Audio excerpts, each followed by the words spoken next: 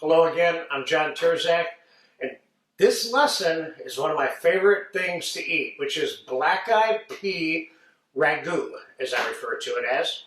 And so we're going to get right to making it. I have a hot pan. I have some bacon fat. I'm going to put a cup of bacon fat into this pan. So if you're on a no-fat diet, this is the wrong item. 1 quart of mirepoix, 1 pound of black-eyed peas, unsoaked.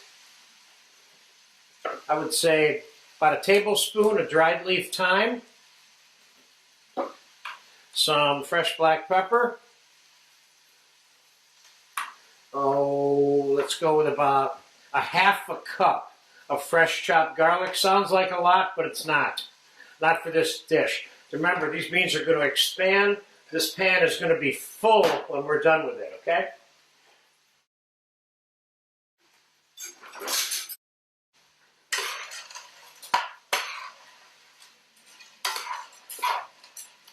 Tomato concasse, about a cup and a half. And if you want more or less, then put more or less in it. This is a great flavor additive. You know we have a lesson for that, of course, and it's been used by me in probably 50 different videos in this course. So I'm going to put this back on the stove. I'm going to let it cook for 5-10 minutes. I'm going to time-elapse this. I'll be right back. I may put a little bit of butter into it if it starts getting dry, and if it does, if I do, I'll let you know. Then we're going to saturate this with chicken stock, add some bacon lardoons to this, put a cover on it, and cook it for about an hour, hour and 15 minutes until the beans are tender enough to eat. One more thing I want to remind you about this particular formula, which is without a doubt my favorite formula for making beans. You can apply this exact formula to any number of beans: black beans, red kidney beans, white northern beans, red beans, for starters. So let me saute this, and I'll time-elapse this. We'll fast forward about 10-15 minutes. It's been about 15 minutes. It's been sauteing, and here's what we're going to do now. I'm going to add, it's a little dry, and I would normally add butter to this anyway. Sometimes after it's cooked, sometimes before it's cooked. In this particular case, I'm going to put, another 2 or 3 ounces of butter in here.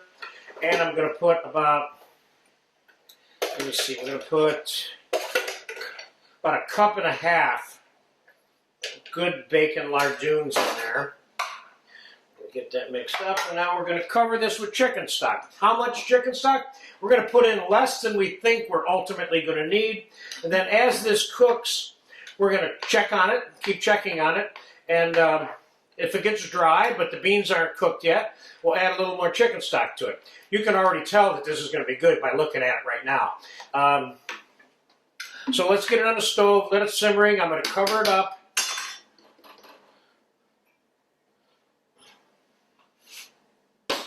And we're going to cook this on a low temperature, or low to medium, right in there, till it's done. So we're going to fast forward to when this is done, and then we're going to finish it, we're going to taste it, talk a little bit more about it, okay? I cooked the black-eyed peas for an hour and a half.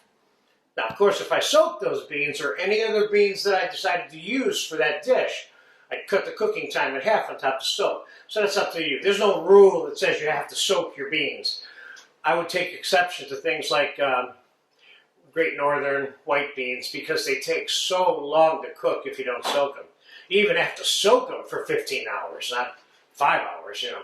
So the black-eyed pea ragout, I added chicken stock to as a moisturizer and some water over the course of time that it was cooked. I kept it covered. As you can see, it looks very done, and it is. This is really good stuff.